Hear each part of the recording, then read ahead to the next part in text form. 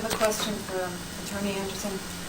Under what section of Rhode Island law does Mr. Felkner not have the right to serve on both a school committee and a town council?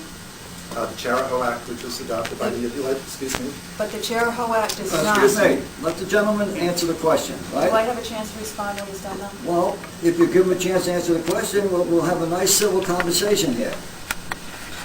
The Chariho Act was adopted by the General Assembly in 1958 and has been subsequently amended, coupled with the Hopkinton Town Charter, coupled with the case law interpreting the doctrine of incompatibility. All three of those. Okay, again, I'm going to ask the question, because we've heard under state law, he doesn't have the right. Nowhere here in this Chariho Act does it say that he doesn't have the right to serve on both. No, if we're talking about a doctrine of incompatibility, is that a federal guideline? Is that a state? What It is both. That's reference to state law. And the federal level is why Barack Obama is resigning from the position but of we're not U.S. talking. Senator. But we're not talking about Barack Obama. We're talking about Bill Felkner, who's sitting on a school committee and a town council. And it would seem to me as if there were an issue that came up where he was in conflict with the two items, then it could be a matter where he recuses himself. It's the Board of Elections that certifies elections and determines who is an elected representative. I am not going to sit here and pass judgment on whether or not he should be sitting here or sitting on the Hopkinton Town Council. That's not my decision, and I don't think that's any of our decisions. And if the state rules that he has to, but if the state rules he has to pick one or the other, then that's Mr. Felkner's decision. With all due respect, it's the court system that makes that decision. The issue for you tonight is that you will be voting on various issues. And someone who is not qualified to be a member of this school committee does not have a vote on those issues. But it has not been proven that he's not qualified to be there. And I have given you my recommendation based on the Chariho Act, the Hopkinton Town Charter, and the doctrine of incompatibility. I disagree, but Andrew? I would agree with Mr. Pulaski that we need to take a vote, and then, depending on the actions of this committee, follow through with those actions.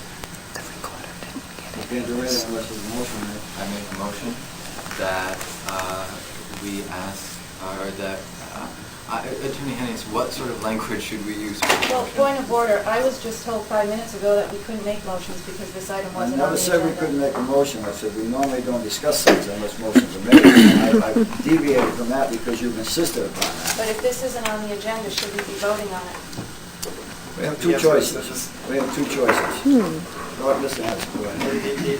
The issue is that you have somebody sitting at the table who is not qualified to serve as a member of the Chariho Regional School Committee. Here's a pen. In your opinion.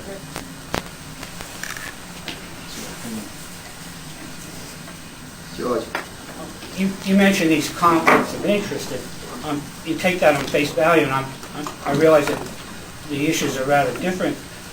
I would say that we would have to remove all the people that have family working for Chariho. And I don't say this to insult anybody, but how does that differ from your opinion that voting on various town issues affecting the town would present a conflict of interest of sorts, where you have people that you could check the ethics records that have relatives that are working for the districts. Could you elaborate on how those... I'm not speaking to Mr. Felkner personally. I am speaking to the issue of the dual office holding. It could be John Smith or Mary Jones who is doing this. The issue is the dual office holding. But you mentioned conflicts, potential conflicts. No, I said that there was an incompatibility between the responsibility of being on the Chariho Regional School Committee and being on the Town of Hopkinton Town Council, because the town council is in the position to approve any referendum to withdraw, for Hopkinton to withdraw from the Chariho Regional School District. And I That is assume- an inherent conflict that has nothing to do with a particular person. It has to do with the two offices. But I assume you're referencing votes, that a vote could be taken in the Hopkinton Town Council to present a withdrawal petition to the voters. Now, if that's the case, again, how does that differ from someone that has relatives working for the district serving on the board and voting on various issues.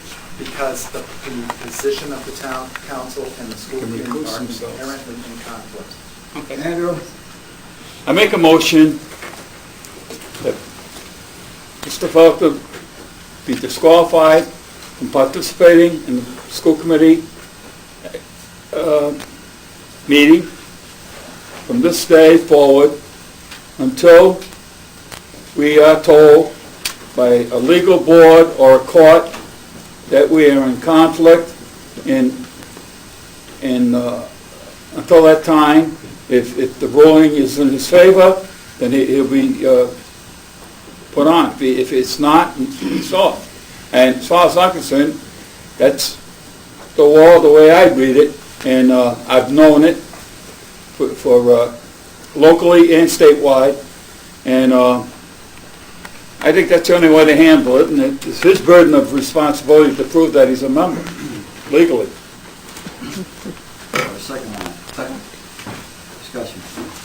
The only, I guess, concern I have is if this motion were to fail, which I hope it wouldn't, but if this motion does fail, I'm under the impression that we would still be in violation of law if we were to continue on with the meeting. What you will be doing... Motion for that too. Andrew, let's let the legal solicitor answer. What you will be doing is exposing the school district from liability from every single vote you take.